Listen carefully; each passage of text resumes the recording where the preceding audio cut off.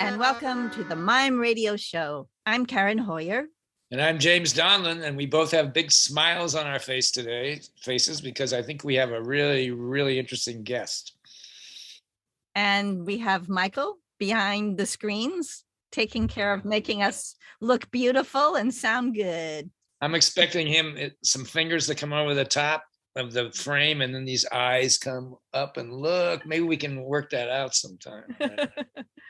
But he's the guy that makes this all happen. So Michael Diaz, we appreciate you, and we're glad you have our backs. So tell us a little bit about our guest. Yeah. Quote, everyone is an artist and theater is soul food, nourishment to help find your greatest gift, your own voice, end quote. Passion, persistence, poetry, and puns. Find what you love. Keep doing it in unexpected zigzag ways and always exercise your humor. When all else fails, you can still laugh.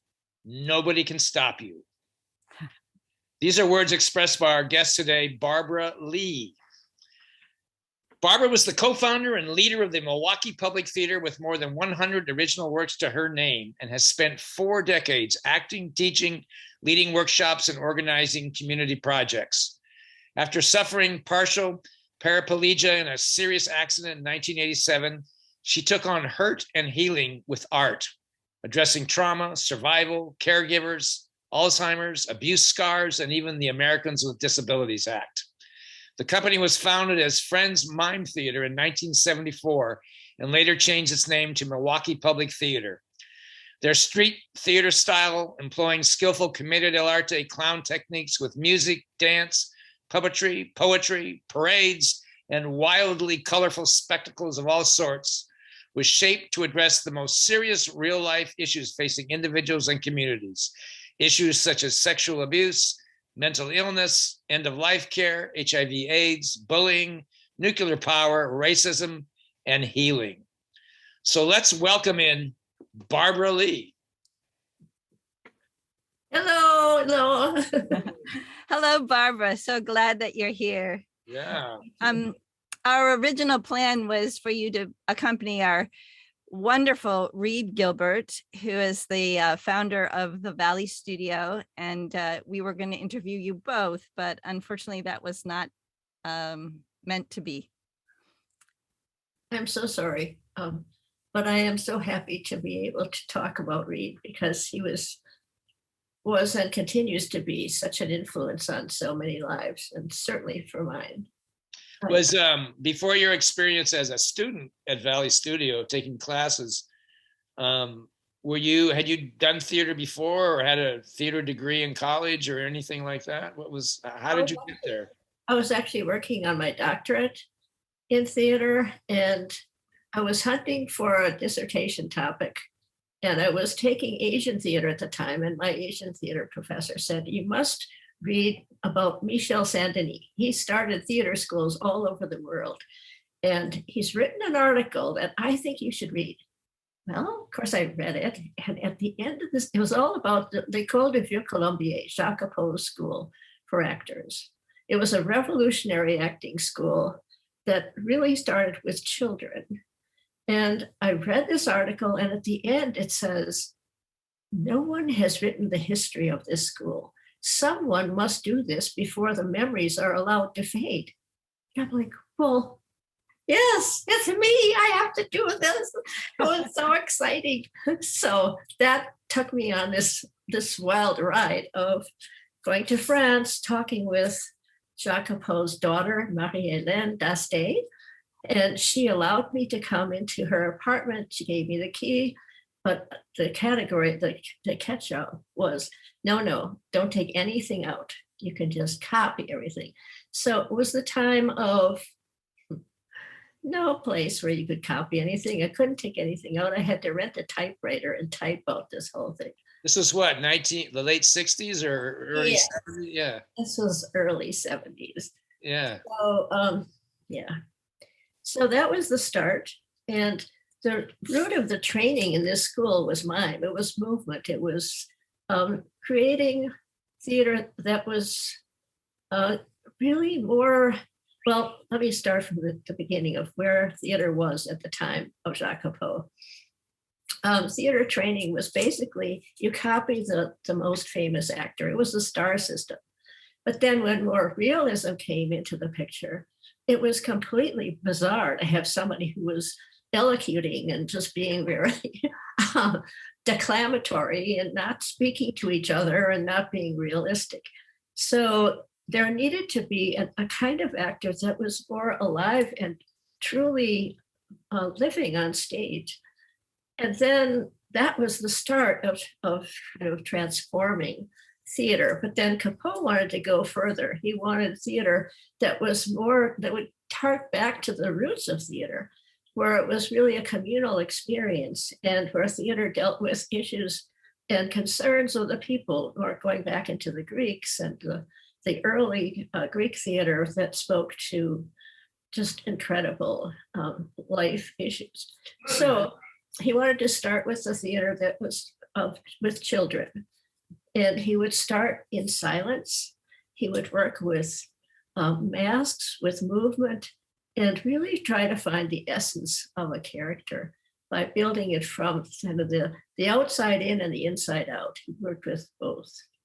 So this was so exciting to me, but I thought, I can't really understand this unless I do it myself.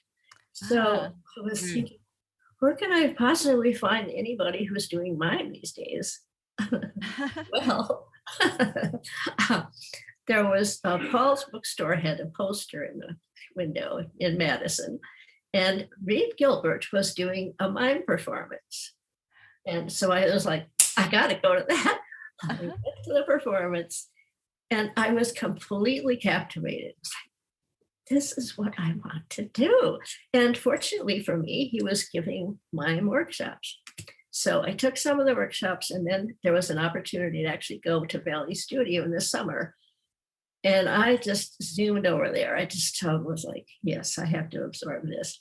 So it just grew and grew. Eventually I became the, Reed's assistant first, and then I became kind of the assistant director. Then we were kind of the team, the performing team. We traveled all over the state doing workshops and performances. It was just an incredible creative experience. But how long had Valley Studio been going when you joined? Like it was very new. Was Reed the one who started it? Was there a group of people or two more individuals that? He was really the soul of it. His was the concept, and of course his background was in not just mime, but also in Asian theater. And he'd studied in India. He'd studied with Japanese art. I mean, he was really quite. And then he'd been a minister, so he had a very spiritual point of view on the whole thing, which I think one of the main concepts that he instilled was respect. He would talk about respect as spectare, the Latin to look, re again. You don't take anything for granted. You keep looking again and again. Find the essence that way. And I just, that word has stayed with me throughout my life, throughout all the work that I have done. And it has just been kind of the formative rock for me. And the Valley Studio has a very rich history. There are many, many people that studied there, and even now there's sort of a reunion going on where those students are connecting to each other to preserve this gem of a history.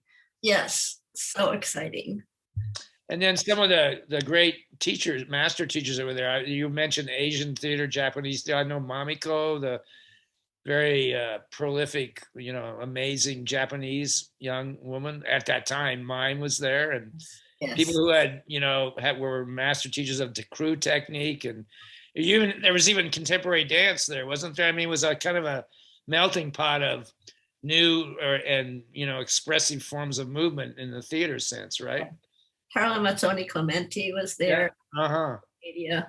Yes, it was and just an incredible amalgam of styles and of points of view that all made sense in that context because it was nature. There was just being in nature doing this work was very magical. Just And this was like a lot of people, especially the younger generations, don't know about Valley Studio. So this had originally been a farm, right, in the countryside of of Wisconsin, correct? in Spring Green was Lovely Valley, and Mhm. Spring Green itself. Um, Frank Lloyd Wright, of course, had his Taliesin studio there, and there was a rich history of kind of mysticism and poetry and the arts and a kind of I don't know of well magic. I'll just say magic. Yeah, I Yeah. like the word you use, respect. Can you describe maybe what it was like to be a a mime in 1972 or three or four? Like Well, it was, what you know that's my era too. But I'd like to hear from someone else how you well, it what was new. Nobody was doing it then, so yeah. we would go into a school, for example, several hundred kids. And they'd all be shouting and screaming and talking. And we would just come out on stage and Reed would come out doing the wall, and, and kids would be like mesmerized. What is he doing? Mhm. And complete silence. And it was just like, for some, it was the kind of, how can I say it? It was suddenly they had to pay attention. There was Mhm. nobody telling them to pay attention. Mhm. It was so much focus on what we were doing that they had to focus too. And when we did workshops with the kids, I just worked with a group of third through fifth graders, and the kids now are so much less focused. Yeah. It's so sad. But at the time, we would go in and do workshops, and the kids were just so fascinated and so excited to learn this art form. Mhm. And it is a wonderful, I mean, it's so basic to human expression to be able to understand what the body is saying without you talking. And it Mhm. was for I me, know you're very interested, which we'll talk about later, like some of these bigger themes and social forces in the world that you've infused in your material that helped you conceive what you wanted to do. But at that time, did your work have the mime work have some social consciousness in terms of ideas, or did you address? Was it just magic on stage, or did you also address themes that were important to being a person? you know, we, I think it was more about relationships. Um, so I don't recall, like we explored different kinds of animals, different kinds of creatures and their relationships. Mm, We didn't, later when I left the studio and I was working with Mike Moynihan in Milwaukee, we explored a lot more of those in-depth kinds of things. Yeah, I know Reed, before I knew him, he had worked on some very cutting edge kind of pieces about slavery, about mm. issues of those kinds of relationships of dominance and submission. And there was certainly some of that in what we were doing too. It was a way to talk about um, just the way people put each other down or kind of raise each other up just by the way they Right. focus on their attitude towards each other. Um, Mhm. we were doing much more of that kind of more basic exploratory. I think what's really amazing about the art of mime is that because you're not using words, that you can get across a message or a social situation that it doesn't come off as being preachy or didactic. So because people are absorbing it through their not through their word brain, but for their visual brain. Yeah, Yes, it can be non-threatening in a way, like yes. because words have such significance in our culture. What was Reed like as a teacher or a performer? Can you talk a little bit about his character and what his style and persona was like? Yeah. Well, he was very positive, of course, and he had a great sense of humor with Mhm. people. And one of the way he started his class was we would clean the floor, which was Mm. very unusual at the time and That's remains a very Asian very dojo. Asian. Yes, Yeah. it was respect for the space Mm. and respect for each other, which was wonderful. And then just really paying attention. And that was such a fundamental keystone to his work, paying attention. Mm. Um, and just his way of acknowledging every person. He was unlike a lot of teachers that kind of set themselves up as, like the master. Hmm. He was much more humble about that. And he was very respectful of each individual and very encouraging of our own imaginations and creativity, which was so important for me because I was pretty shy and I had no idea what I could do. And the fact that I was able to express all these different characters, like I had tried to do some theater before, but I really didn't like it because there were all these parts with these bitchy women and I just didn't like the characters. But as a mime, I could identify with all life forms. And that to me was and remains one of the most powerful things about it, that there's such an attitude of people that human beings are on top. No, I'm sorry. We're all part of this amazing web, and we have to acknowledge that. And I think Mime does such a wonderful job doing that. Mm. You can be an ant, and then this ant has a personality too, and it can talk to you. Yeah. Really? Yeah, I think you're hitting it. I think you're talking about the essence and the power of what mime really is. And it's unfortunate that in some quarters it's just become kind of a throwaway joke, or just a trick, that you can do, a party trick or something like that, so. But it's also important for having places to study it, because the more you study it, the deeper you can go. I mean, you can start with something that's just entertainment, and then you start to think like, I have ideas that I want to express, and you as a creator performer can delve deeper. When we do these interviews, we like to ask people how they prepare to go out on stage. So this practice that Reed had of cleaning the space, did you adopt that as a practice for yourself when you would start performing, or do you have a different way of getting prepared? I think it was more of a spiritual practice of kind of aligning myself with whatever. Just the concept, like he would talk about how the posture was pulling yourself up by this string, and Mm-hmm. did a lot of that kind of human puppetry kind of stuff. Yeah. But aligning myself with the essence of being with our creator, and being in the zone. That's I'm really focusing on where I was and not thinking about the audience and not thinking about, am I going to be good? I had to think about what am I doing? Really focus on what am I doing. And in your performing, do you have a direct connection with the audience, or is there a fourth wall between you and the audience? It depends.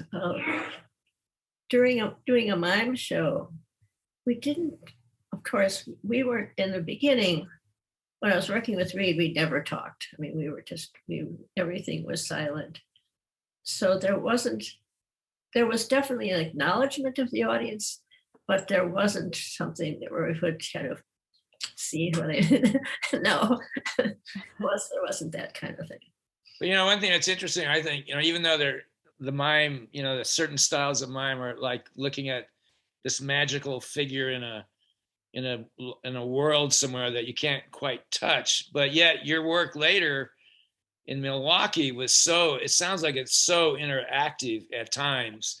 Yes. So, and it's interesting that you have these first experiences maybe as the magical figure in the aura of the space, but then the Milwaukee Public Theater is departed in many ways, didn't it, from that, and you broke down those walls and so forth.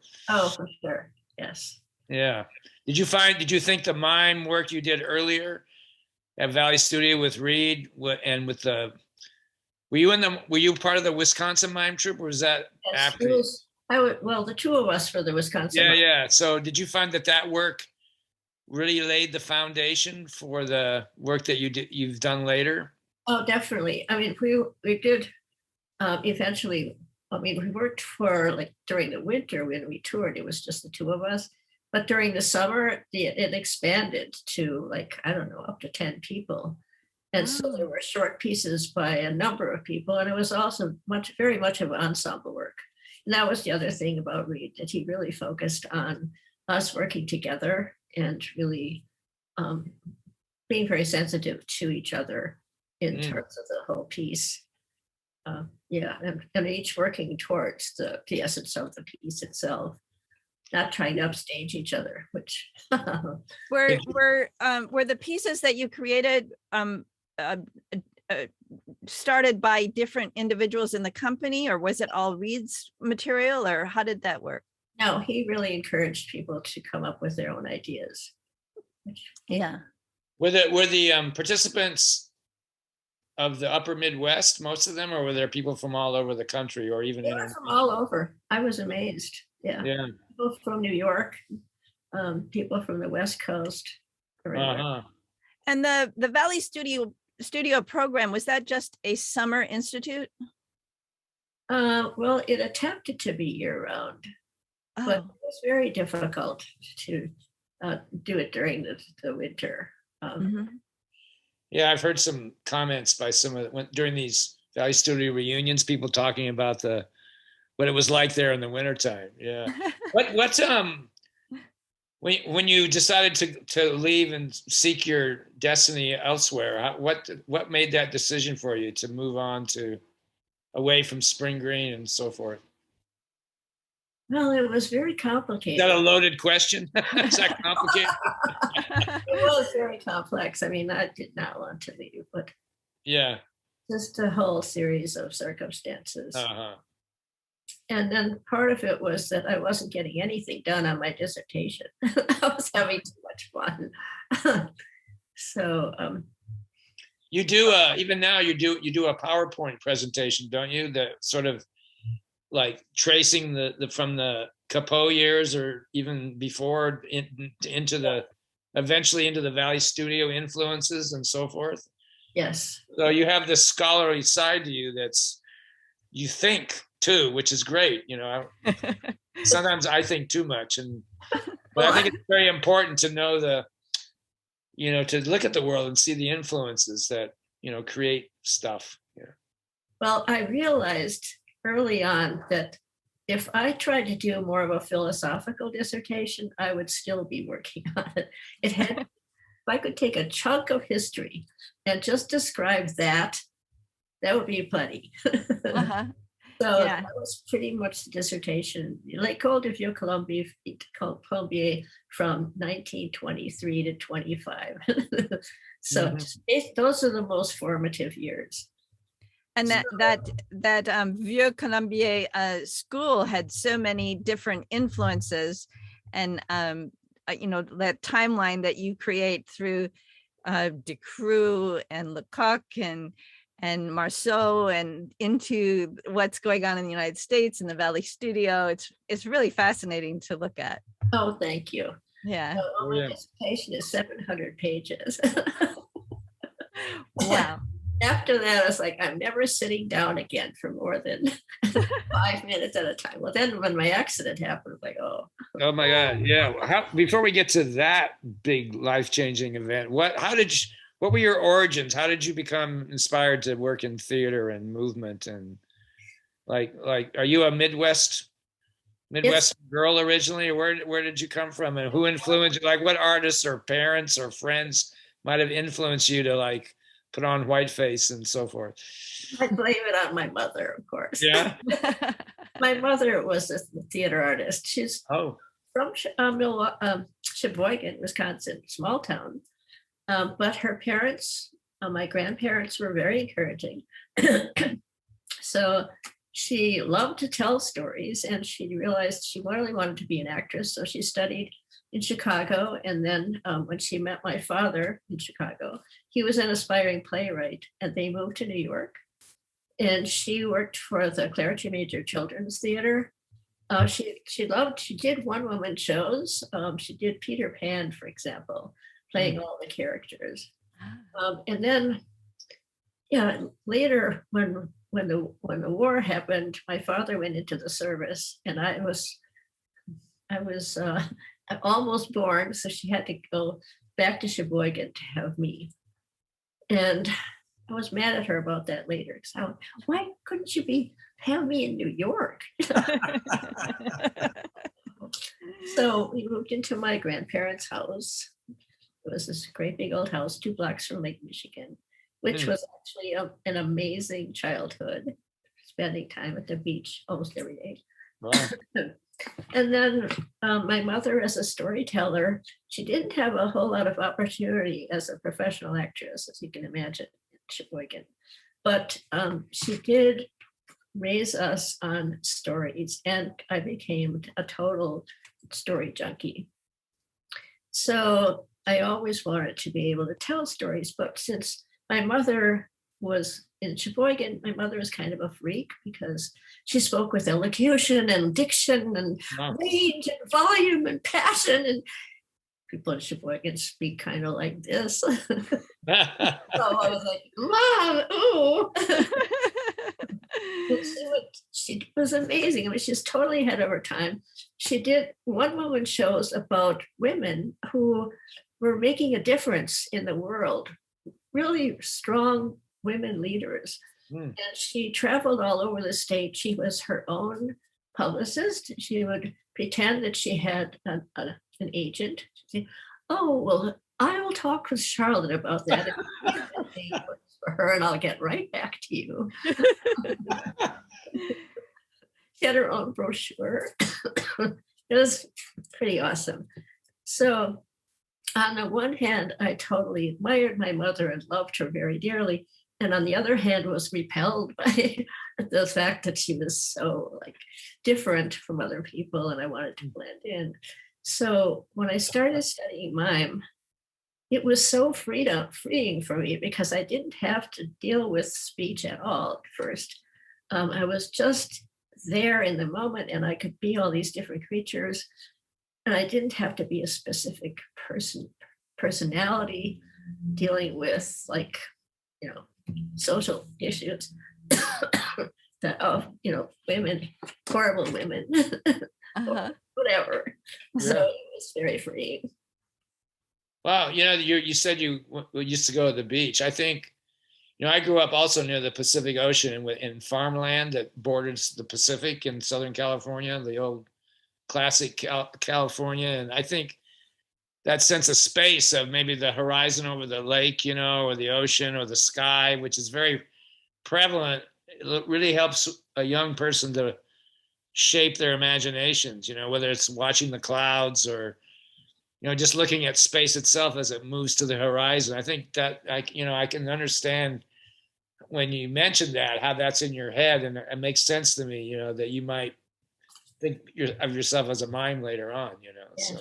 And also reading every fairy tale book there was, like the blue, the gold, the black, the purple, the red. I was in this mode where I was thinking about castles and princes, and I thought about France. Like France became this magical kingdom where I would find something amazing.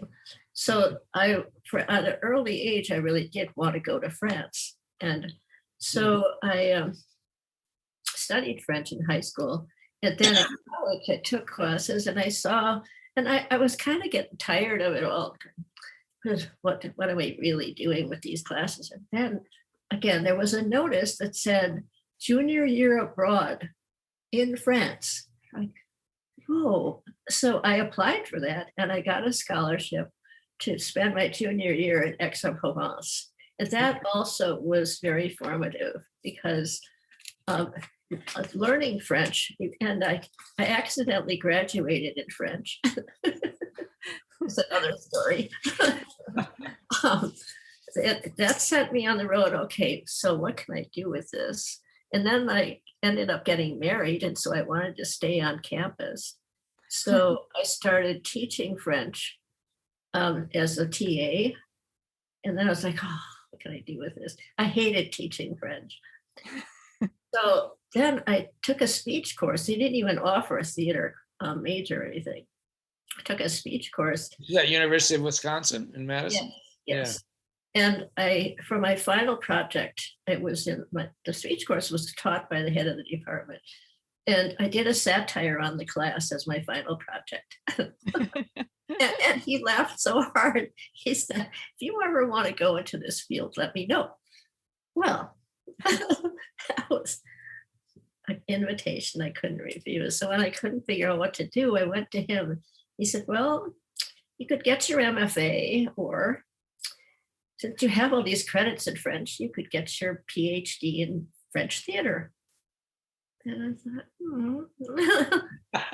it's not a lot of work, but so I started on that road. And that's kind of, it all kind of amazingly fell together. So. Yeah. And when did the spark to step out from behind the spectacles and the books and the research and to get on the stage in front of people? When did that hit you? Well, was your mother's spirit like on your shoulder, like kind of whispering in your ear? What was going on there? In some ways, yes, but also the fact that I was doing this dissertation and then actually learning about what was going on in this school and actually starting to do it myself, I became liberated really from my mother, from everything else, because it was a whole different art form. Mm-hmm. And I could discover the things that I could do that I just never dreamed of doing, that just happened. Because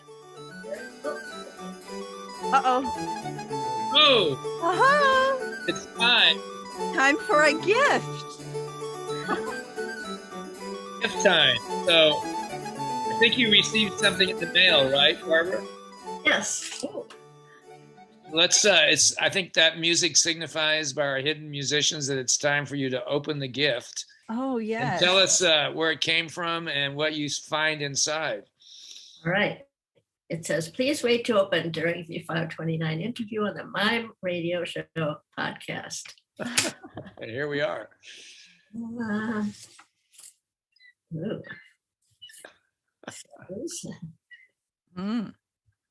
Museum. Description from Barbara Lee's Valio Studio Archive contains grass clippings from the field in front of the studio in Spring Green, Wisconsin. Oh my goodness, look at that. That's so yes. Takes you back to the beautiful nature and all of the surroundings of Valley Studio. Oh yes, very miraculous. Thank you so much. Did you guys have to share mowing the lawn, or did this grow wild? I never actually ever got there, even though I have a lot of friends that did. But how did you guys? Was it like a community of gardeners that you guys organized to take care of the place? They were too busy doing mime classes, James. They weren't doing their gardening. They really were. There wasn't any gardening that I recall at that time, because it was very busy. I'll just put it this way: was not involved in gardening. Maybe it wasn't in my. So Barbara, skip ahead a few years and tell us a little bit about the Friends Mime Theater and the Milwaukee Public Theater. How did all that come about? It's also amazing. When I got to Milwaukee, I was living with my parents because I didn't have any money. And I didn't know quite what to do, except I thought, well, maybe I can teach mime.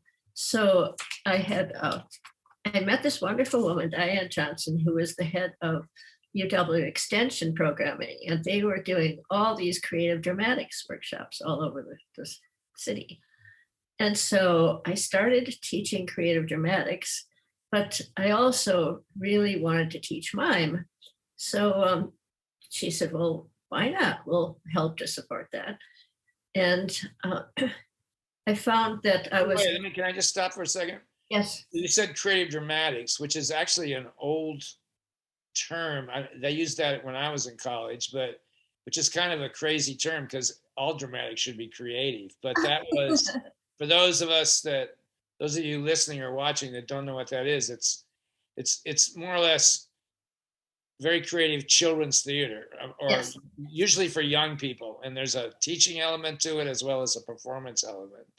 And the other interesting thing about that is that creative dramatics was something that Capot was really doing.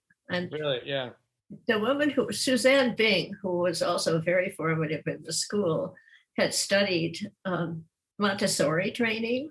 mm-hmm. And so she was very imbued with the idea of creativity and improvisation, working with children on the kinds of techniques that they were exploring. So Capot was a little more snobbish about that. There was a man named Léon Chancerelle who started using creative dramatics in the whole Boy Scout, Girl Scout movement. And Capot was kind of like, well, yeah, okay. But no, it was again one of those offshoots of his work that, although he wasn't particularly fond of it, it was very formative. It probably reached more people than any other facet of it. So no, it was great. But anyway, sorry to segue there, but going back to your story about how Friends Mime Theater started and Milwaukee Public Theater, yeah. So segue to me in Milwaukee. Yeah. Teaching mime. I started through the extension. They allowed me to offer the class, and it was going to be at the Water Street Art Center, which is where Theater X was located, and where there was this radical bookstore. So it's a little theater there, and time came for people to show up for the class, and 10 people came. 15, 20, 25, 30, like there were like 40 people that showed up in this class, and I was like, we'll do 2 classes. So that's what we did. And there was one person, well, the whole class was pretty awesome. But there was one person Mike Moynihan, who was the only one who really tried to take the art of mime into the art of contemporary social activism. And I was just, of course, really drawn to that. I was like, we could really say something. Had been something that I subliminally really wanted to do, but couldn't figure out quite how to do it. But Mike was right there, like, we can do this. And he became so, well, I worked with a lot of other people in this troupe. We actually became an improvisation and mime troupe. But eventually, Mike and I formed Friends Mime Theater as the 2 of us, plus Karen Kohlberg. And that triumvirate created just a whole incredible, we just really were able to tackle so many issues in a really fun, exploratory way. Mike and I did a lot as a duo where we would explore relationships. Again, we also did a lot of music. We were the mime music people for a while there. Because Mike played guitar and we created songs. Is there any record of that work? I know in those days, video was like reel to reel and so forth. Was there any, did you ever have any records other than having to? I am so sorry. So much of that work was, Mike was also a filmmaker and a visual artist. He was a cartoonist. So we had all of that on reel to reel, but it's gone. I tried to resurrect it on the last 5 years. We wanted to make a film of our history, and it just so sad. So no, I do have some of the songs recorded, which are very fun. So you guys would compose the songs, or did you take Yes. them from other sources? We composed them. Wow. Yeah, and I love music myself, and I've been a singer all my life with choirs, etc. I was in every ensemble in high school, so the madrigals, the choir, etc. So anyway, I started playing. Well, I played the tin whistle, but I had played I'd played wind instruments, but I always aspired to play the saxophone. Oh yeah, wow. I learned how to play the saxophone. Wow, you're a woman after my own heart. That was one of my clarinet before. So I was like, Wow. saxophone. And then I wanted to play the drums, of course. So I learned how to play the drums. Then I wanted to learn how to play the accordion because I had played the piano as a child. So I got a small accordion, the kind with keys on it, not the one, not the buttons. So we started doing these little parades before our shows. And during the winter, we would do these smaller pieces at Theater X. And then in the summer, we decided we were going to do these very populist summer shows in the parks and wherever. And we're going to be completely free. And the first show we did there was about 30 of us, and they ranged from age 8 to 80. That was the people that were performing. The people that were performing. Yes. And did they come out of your classes, out of the The classes, out of the woodwork. Actually, we started with just a fun baseball team. It was just a clown baseball team, but then we worked into this performances, and people would audition for it. And we created original pieces that were kind of based, like one of the first ones was the Stone Cutter, was an ancient story. And then we would do other short pieces. And we did a lot of work with masks and mime. And did you stay mostly within the state of Wisconsin? Is that where you're? Oh yeah, Milwaukee, yeah. in Milwaukee actually. Yeah. And we would just show up. We'd just show up in the parks or on a street corner, or people would just wherever people were. Yeah. We would do parades in the neighborhoods. The whole idea was to get people thinking about themselves as creative, and they could join the parade. Then gradually we started making things before the parade. So we'd make headbands and made colorful things and shakers and stuff that kids could play. We made really funky masks, not the over the mouth kind, or over the head. Yeah. So people really got involved with what we were doing. And then we gradually got more and more sophisticated in terms of our skills. So Karen Kohlberg, for example, taught us all how to juggle, and then she became really fantastic. And we started hiring people from New York and California and all these jugglers who could stand on each other's shoulders and pass clubs and torches and sickles and knives and all kinds of stuff. Yeah. And then we had a wonderful slack rope walker, and he would walk across the slack rope, and at the other end was a credit card or a $10 bill, and just funny stuff. Were you ever confused with the Friends Roadshow? The Django Edwards. Oh, back in the day, was there ever any confusion among the public, like who was who? There was a group called Friends Roadshow, that was totally different style, but yes. Crazy style. Yeah, I'm just wondering if we had a whole family of fatheads of all nationalities, all John. That's fascinating.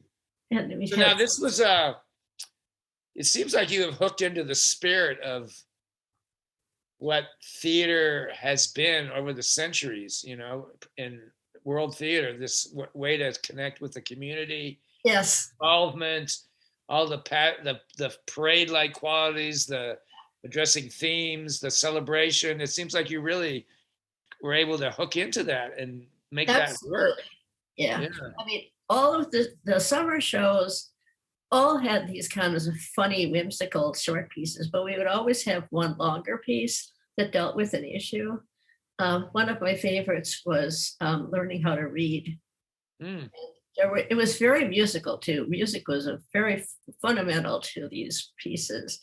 And we worked with some incredible musicians who grew up, I mean, who were started as teenagers with us and went on to do all kinds of incredible things. So, yeah, it was. When did the group was then named Milwaukee Public Theater? What was the driving force to change the name, and how did this word public become important in what you were doing? It was, we got tired of explaining why we talk. Wait a minute, never mind. Why are you talking? And then we have to explain what mime really means is to imitate, you know. Doesn't have to be silent. That's one form of mime. Yes. And certainly mime and as a physical art form was very much core to our work, but also being able to talk and address things in speech was also important as we morphed and changed. Mm-hmm. Yeah. So reading in some of the information, and the word public, I think, is important because I read somewhere that you wanted to be able to offer these things free to the public. Absolutely.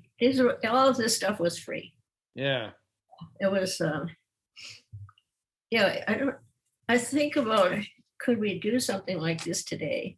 And there's so much distrust now. There's so much antipathy, and we need something like this desperately. And yet, would people be able to get together? I don't know. I mean, it's certainly worthy of, you hear me out there? Yeah. Try this. Yeah. Do it. Yeah. Get out there. Well, it's extraordinary that you did it. 45 years is a very long time for a theater company, and particularly in the United States, where we have no government support for the arts or very little. Yes. For you to survive for such a long time, and specifically for doing free performances for the public, an incredible mission. How do we do it? Yeah. Well, we also got, when we did these performances in the parks in the beginning, we were able to, the Parks Department worked with us to let us access what organizations were doing big picnics in the parks. And so we contacted those people and said, how would you like it if we set up near your picnic so everybody can have access to it if they want to. And then if you can donate something to us, that would be great. And they often did. And then we also got grants. Mike was a really good grants writer. Mm-hmm. So we got a lot of grants for doing what we did because there was just nothing like it. Nobody else was doing. Did you find that you were more of a director as time went on rather than a performer, or did you still keep performing? Well, it depends. Like in the beginning, I was definitely a performer, but after the accident, I couldn't. Well, we changed after the accident too. We couldn't keep the summer show going the way we had. It was too expensive. We paid everybody. I don't know if it was really a living wage at that time, but they were paid for the whole summer.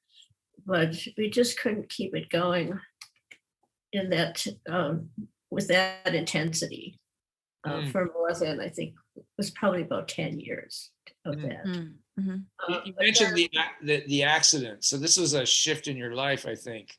What happened there, and how did your mind and body change after that? Like how did that take you to a new place? Wow. Well, we actually were touring the Snow Queen. This was in the winter, and this was the first time I had really directed a show, and I was also in it and also had put together a lot of the music, and it was just a really exciting production for me. But we were booked, two different people were booking us. One booked us on the far western part of the state at 7:00 at night on December 3rd. the other booked us at noon back in Milwaukee on the 4th. Oh my. And I found out about that. I said, no, we can't do that. That's way too close. And they're like, no, you have to do it. They're counting on you. So, of course, being young and like naive, we thought, well, of course, we can do that. Well, on our way back from the 7:00 show, maybe around, I don't know, 2 a.m., we hit a patch of black ice on the bridge. I was laying in the back of the van with all this sound equipment around me. And I sat up just in time to see us heading over an embankment. Wow. Then I blacked out. And when I came to, there were people around. They'd called an ambulance apparently. And someone was saying, are you okay, Barb? Are you okay? Can you move? And I tried moving my legs and they were not moving. I was starting to freak out. So they took me by ambulance to a hospital near Watertown, and 5 different doctors stuck pins in me to see if I had sensation. And I did not. And I was just, my legs were just spasming like crazy. So then they figured out that I had a spinal cord injury, and they were concerned that there was complete severing of the spine. So I was taken by ambulance back to Milwaukee, Frederick Hospital, and I was in a 9-hour operation where they took out a couple of ribs and. Well, I was a member of the Minneskinnigan Drums, Native American organization, and my friends with the drum actually drummed for me the whole 9 hours of this operation. People donated blood. I mean, it was nuts. And they realized that my spine was not severed, but it was just still really a lot of neuropathy and a lot of definitely it was going to be partially paralyzed, and they didn't think I'd walk it again, basically was their diagnosis. But I had so much support. I was unbelievable. Just people just came to the hospital to see me, and they put all kinds of wonderful, like amazing, like posters on the ceiling and flowers and just wonderful cards and plants. It was just, and stone, I mean, just magical stuff. So I felt so incredibly surrounded with love, and I had the most amazing visions of like these creatures that were inside that were trying to help heal me. It was a very, very dramatic time for me. And then I started noticing, having worked as a clown for so many years, I started noticing all the funny things in the hospital, all the really quirky people and bizarre happenings. And just the whole bizarre thing of losing half your body is like just very surreal. So I started, this was during the Winter Olympics too, so I would set myself up as being, and now Barbara Leigh is going to attempt to transfer from her wheelchair to with a band. Are you ready? And I would take like, and ladies and gentlemen, 10, 9, 8, 7, blast off. You made it. Applause. Was that a 10 or what? And then one of my OTs said, would you like to make something like, I don't know, model airplane or something? I said, could I make a pair of puppet legs? So my OT brought in a pair of pantyhose. We stuffed them, and then we put my shoes on them with some of that cast material, to keep them in. And then we put fish line on the knees, and I would sit on one of those benches where the curtain comes right to the edge of the bench. So I would sit next to my legs, and my legs were hit, just there. And then they put on the music, and my legs would dance. It was just so wonderful. So I was discovering all these funny things. And I thought, I could maybe even create a show about this. Yeah. And I was really fortunate because the managing director at the Milwaukee Repertory Theater was sort of definitely an acquaintance, sort of a friend. And I went to a party after I got out of the hospital, and she was there. And I said, Sarah Connor, Sarah, I have this idea for a show about my healing process. She says, yes, Barbara, I have to circulate, but call me. So I called Sarah. She said, I think we can get a grant for this. Yes. What do you need? So she was a powerhouse. She got a grant from the Greater Milwaukee Foundation. I said I wanted to be able to tour this show all over the city, the states, country. So I need a director. I need a music. I need somebody to do music. I need a stage manager. I need costumer. I need set. I need lights. She got it all for me. And then she set up the Stackner Theater for me to do the show for a weekend. So I was able to create this amazing, surreal show called the Survival Revival Review. That was like my healing process. It was just so wonderful. And did that trigger your other thinking of how to approach the arts in the future? Did you like with absolutely. The public theater, the Milwaukee Public Theater became really interested in these different themes now? Well, we always were interested in the different themes, but I think this expanded it. We had been working with we've been working with HIV, for example. We've been working on the whole idea. Like I began to be much more assertive in the company in terms of what we were doing.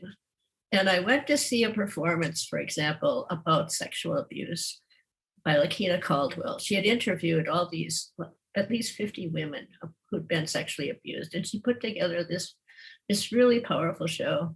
And at the end of the performance, she said, I'm not sure what to do with this show. And I said, I'll help you. So I kind of became a producer. When Mike left the theater in 92 or 3, he gave me all of his files. I got a computer just like his.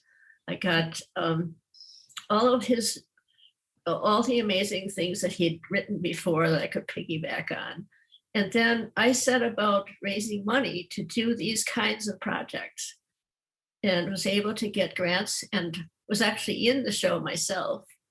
I can do some, I didn't tell you, I was very fortunate because 44 days after the injury, I was in this hot tub because I was still in the hospital. My incision wasn't healing very well. And my legs were kind of out of the water in this hot tub. And I was thinking, I wish they'd go down. I think they need to be warm too. And they did. And I was like, whoa, come up. And they did. I'm like, oh my God, they're with me, they're back. Wow. The most exciting day of my entire life. Oh my. Oh. So all that training with your puppet legs got your other legs to come back to life. Inspired, yes. Do you think the mime training helped you in recovering just to a certain extent in terms of up here and elsewhere? Well, also just the being able to move one part of the body at a time. Yeah, isolation, yeah. Isolations was very important. And being able to just focus on what I was doing and not just flying off and saying, oh, I can't do this. No. Focus. No, all of that was incredibly important. Yeah, talk about the point in space or the fixed point. Points in space. And just being able to really be where my body was and focus on, okay, now you're going to do this. Now you're going to do that. And now you're going to try this. And if you can't do that, well, we'll try it. I think it was also the attitude of exploration, the attitude of being open to discovery of what the other discovery that I made I was learning how to walk with canes. Yeah. And I started looking at this cane and I realized it has holes in it. I wonder if I could play it. Ooh. So I took it apart Wow. and I've never played the flute. I mean, I could do this, but I played the tin whistle. And so I put a tin whistle mouthpiece in it and it has a great tune. I mean, it has a really nice tone to it. So that just really was like, oh my God. You can't play it now. It's not set up. You're just. I was. Well, it's. I should have realized that I would tell you. Wow, that's That's fascinating. amazing. So It is you amazing. can turn your cane, which you used to walk, you can turn it into a musical instrument. That's Yes, beautiful. yes. And I would do all these things, these mime things with it, like, you know, I'd get the baseball and I'd shoot pool and I would with a periscope and Yeah, wow. stuff. And then I would go and then I would take it apart in front of the audience. I wonder if and then I would end with, and the soul of my cane is secretly musical. Da-da-da. Wow. That's wonderful. And was this in the one woman show that you were describing, or is this a different? Yes, Yeah. that was part of it. That was like the ending. Yeah. Wow, that's incredible. I really am inspired by your statements about the power of art to help people survive injuries and disability and aging and abuse, that art has that power, and specifically this wonderful art of mime. It's like very inspiring. Thank you. Thank you, Reed. Thank you, Jacques Capot. Thank you, all those. Yeah. Yes. Yeah. It's been really wonderful talking to you. It's been inspiring for me, and I hope that we can in a way let people know about this long timeline and the history and all the research that you've done, and specifically the history of the Valley Studio, and it will inspire people to create another school maybe, which would be wonderful. How do you, Barbara? How do you see the climate now, the cultural climate in our country, as maybe opposed to 40, 50 years ago? I know some things never change. I mean, there's always the same challenges, but I was reading where when you let go finally of the Milwaukee Public Theater, there was a statement by you that, well, everybody's doing it now. How do you feel about what's happened now in our country, or where we could go, or what's lost or gained? What are your thoughts on that? Where do young people go to learn the arts? You know, all these burning questions in our more isolated, you know, separate society. You know, the communal aspect is changing before our eyes, especially with the pandemic and all this. Like, what are your thoughts on that? Like, where we've come to and what the challenges are, and where would a young person go to learn? Well, before COVID, I thought that there were some really great opportunities because there's been so much more arts in the school, especially in Milwaukee. Milwaukee is an incredible arts town. There are so many theater companies and poet organizations and comedians and just everything, musicians, you name it. And there have been a lot of opportunities for children to learn in many of the arts. There's arts residency programs that are pretty, you know, decently funded. And there are a lot of philanthropic organizations that also support the arts in the schools. But with COVID, we really couldn't go into the schools except virtually. And I think it was very, very hard for children. I think part of what's happened to them is they've lost their social skills. They're just absolutely wild.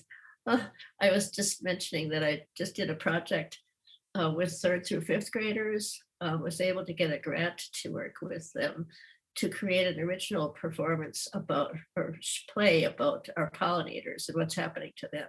And they were just totally off the charts. I mean, just wild. But somehow we managed to corral them, and I was working with Quasimodo Physical Theater, which we gave Milwaukee Public Theater gave all of our puppets, our supplies, our everything to Quasimodo because they were certainly the closest theater company to what we used to be in terms of creating shows that really deal with issues. When you say Physical theater. when you say used to be, like what changed? What like is that just the process of moving on to another dream, so to speak, or? Well, I think what happened with us is so much, a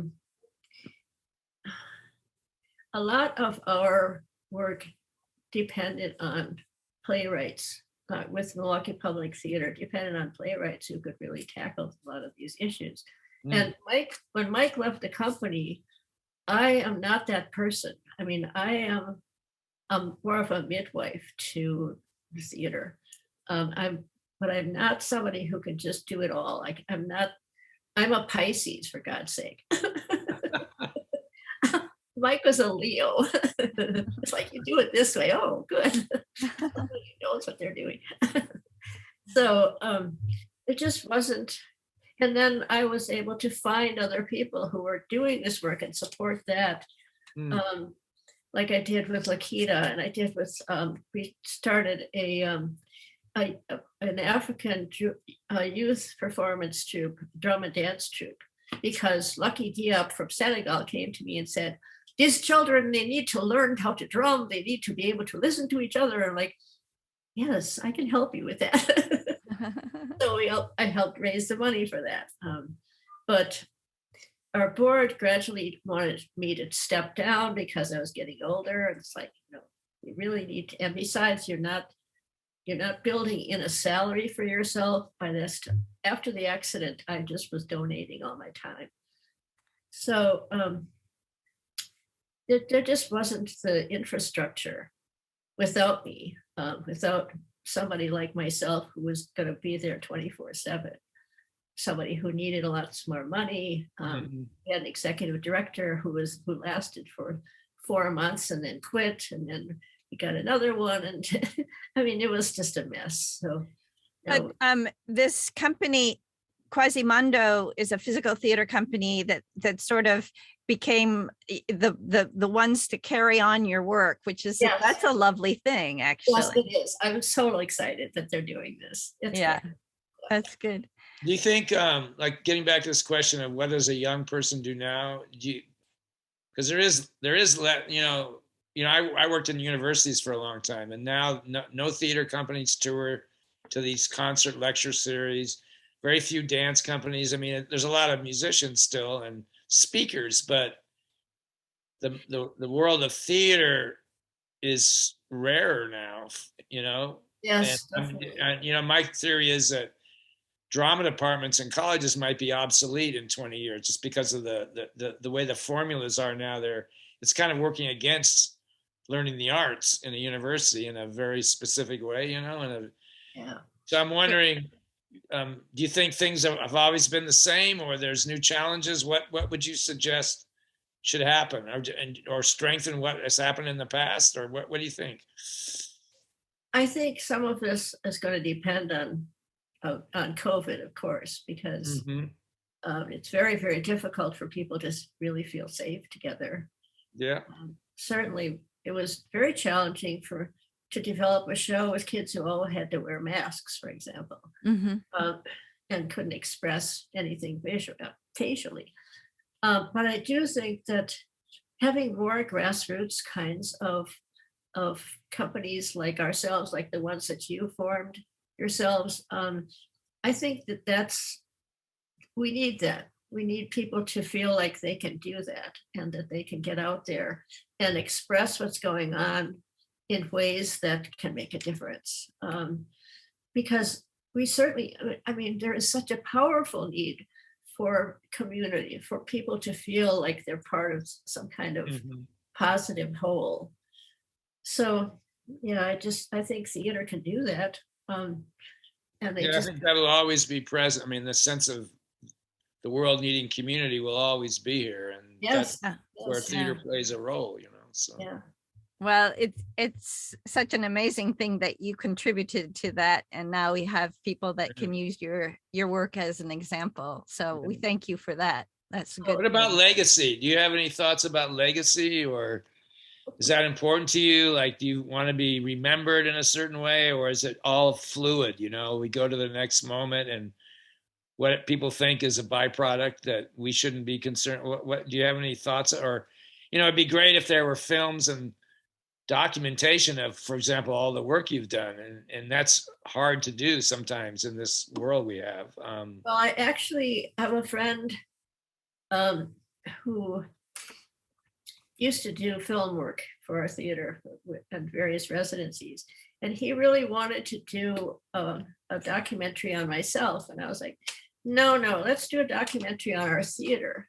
So we actually created a piece. We wanted to do it for the Milwaukee Film Festival. And we aspired to do a piece that was more like a 20-minute, but trying to encompass the whole 45 years in 20 minutes. Yeah. Gradually became increasingly insane. And so we created this piece that was just not very well done. So we did not submit it. And we aspired to do it over again, but then COVID was really rampant and just hasn't. I'd still like to do it. We do have a lot of good footage anyway that we could build on. So yeah, I'd like to continue. Are you hopeful? Do you have hope for the future? In terms of the arts? I mean, are you? I just think it's just so fundamental. It's such a fundamental need for people. I mean, certainly stories are the way we communicate best. And if we do it together, actually, I mean, I guess we see the power of the crowd in some really sad ways right now. So yeah. Sad ways. We need inspired leaders who have a real sense of humanity and mission that can touch our hearts, not just our fears. Yeah. Wow. Thank you so much, Barbara. This has been a wonderful conversation. We really appreciate that. Thank you for being a part of the Mime Radio Show. Yeah. Oh, thank you. One last question. What do you want to be when you grow up? Well, I continue to want to be creative and have a good time and inspire people to tell their stories and find their passions, I think. Yeah. Thank you. That's it. That's Barbara Leigh, ladies and gentlemen, and all the other people in the world. So thank you. Thank you. Really appreciate it.